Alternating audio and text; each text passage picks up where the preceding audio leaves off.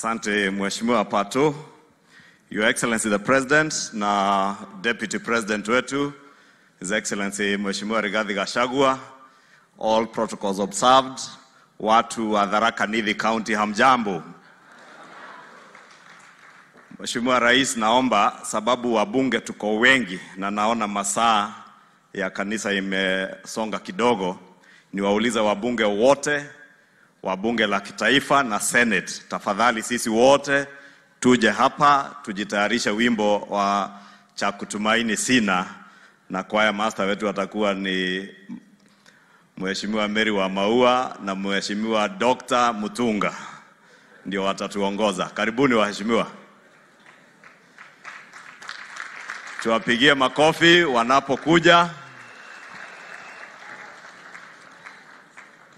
Yo Mheshimiwa Rais, umesikia Tharaka Nithi inaitwa stronghold. Na hii stronghold ni kipima venye nimeona 2027, sijui kama utakuwa na haja kuja kutafuta kura hapa. Hii ya governor naona kama itatufanyia self mobilization. Naona watu wameanza kujipanga, lakini nawatakia heri wote. Sasa bili. Simnajua cha kutumaini nini? New or the old stanzas. The old way or the new way? Just give us the tune. Stanzas. Your Excellency.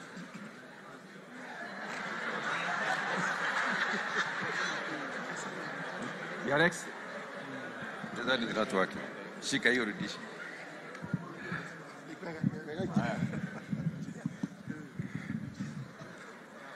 Your Excellency, the President, Your Excellency and Deputy President, na wageni wote, all protocols observed, sisi kama wanabuge, tunapenda sana kujikumbusha tuliowapitia.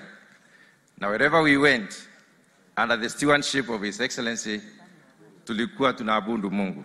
Na tunamwambia Mungu tushike mkono mpaka utufikishe pale. Kwa hivyo one of the songs we used to sing ni cha kutumaini sina, kwa sababu tulitumaini tu damu yake Yesu. Kwa hivyo leo tutaimba stanza ya kwanza na ya pili kwa sababu hatuna wakati wa kutosha, na choruses. 1 2 3.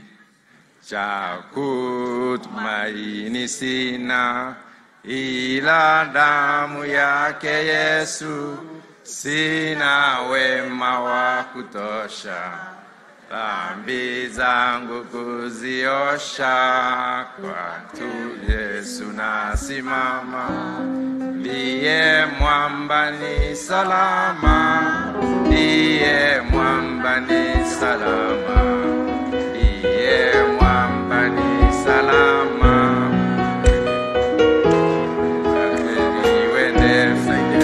Njia yangu iwe ndefu, yeye hunipa wokovu, yote chini ya kisha Mwokozi atanitosha, kwake Yesu nasimama, ndiye mwamba ni salama.